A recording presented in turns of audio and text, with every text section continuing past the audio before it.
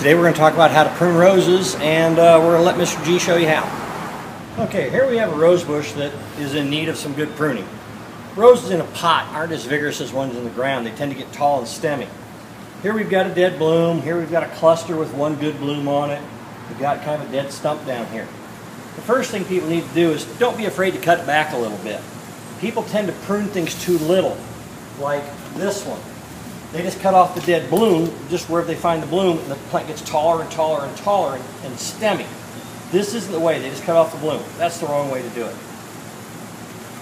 When you take a rose like this, you should always cut to at least a 5-leaf. If you look, 1, 2, 3, 4, 5. This one has 6. These smaller, weaker leaves here, we cut back to at least a good strong 5-leaf, a good bud. Doesn't hurt to go a little lower. We've got kind of a little tree here. I'm going to go even lower down here. Make the plant more compact. Here, blind shoot. There's nothing growing there. There's no bloom. We're going to cut it back to a 5-leaf. We're going to turn around here. Again, we have just a cluster. This 5-leaf is already budded. There's no bud there. This 5-leaf is already budded. So we're going to go down even lower, below the tag, to a good solid 5-leaf. Now it looks like we're really cutting this rose back. Cut off this old cane here. And we are a little bit. Here we have a bloom. If you want to, you can cut off the single bloom and leave the rest of the cluster for now. Here we have another blind shoot where somebody cut it back to a 5-leaf, but there's nothing there. We're going to cut that back and just leave the bud. And when this plant is done blooming, in a few days, we can cut the rest of it back to make it more uniform. Or if we're just wanting to prune our roses, we can cut it now. We might as well for the video. Boom. Boom, and boom. Now that looks like a pretty severe cutting. We've cut the plant back a lot. And we have. But here's one that was pruned right probably 2 weeks ago. See how compact and bushy it is? See all the new growth coming down below? It's not all tall and stemmy. If you cut it off like this, pretty soon it'll be blooming up here and you'll have this tall stemmy plant. When you cut it a little more severely earlier in the season, you end up with this. So don't be afraid to cut back to a good, healthy 5-leaf. Another point with roses. Roses are heavy feeders. They like a lot of fertilizer.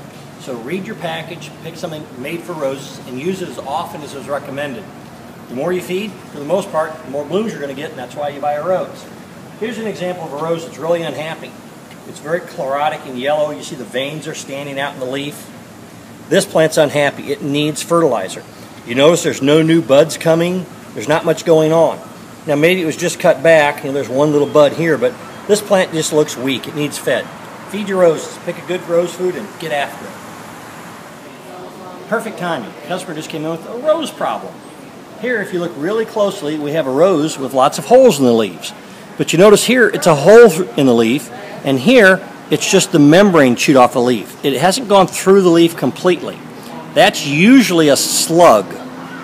The slug eats the tissue off the back of the leaf and leaves that thin membrane. Not sure how well it shows on the video.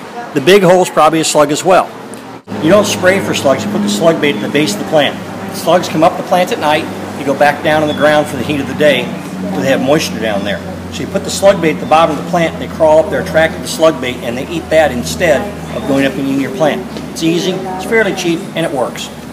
This is a knockout rose. It's a shrub rose. You see it's completely done blooming right now. What do you need to do to this? Nothing. You can cut off these dead blooms if you want, but a knockout rose will take care of itself. It's self-cleaning. In a couple weeks, it'll be in full bloom again. You can prune it if you want to, but leave it alone, it'll be just fine. It's a shrub rose. While we're talking about plants today, we're going to show you a problem with maple trees right now. This is a maple that's chlorotic. The veins are dark, the rest of the leaf is light. See it here? This tree needs to be fertilized with either manganese or iron, something to make the soil more acidic and add nutrients. Here's a healthy leaf. You notice the leaf is dark and more uniform across it. You see this very commonly in oak trees. You see it very commonly in some other plants, but when it's a maple, it usually needs manganese. When it's an oak, it needs iron. One more point to show you. Fire blight was really bad a few years ago, and this year it's coming back. This is a Bradford pear. Here it's set of fruit. That's very common. Here, the blossoms are trying to decide what they're going to do.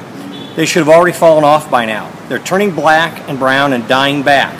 The tree's trying to overcome the fire blight. The fire blight enters through the bloom. If this continues, it goes down the stem, it'll start killing the stem, start killing parts of the tree. It's a very serious disease. If these fall off, that's fine. But it's important to watch your crab trees and pear trees. This is the onset of fire blight. It may or may not get worse. You just need to go look at your tree. It should have fruit or nothing. The fact that it has all these half-dead blooms towards the middle of June just isn't right. This tree can't make up its mind. Keep an eye on it. Spray if need be. That's fire blight. One more thing. This is a linden tree. Most people don't realize how nicely they bloom. And if you had fragrance on your camera, you could smell the fragrance of linden.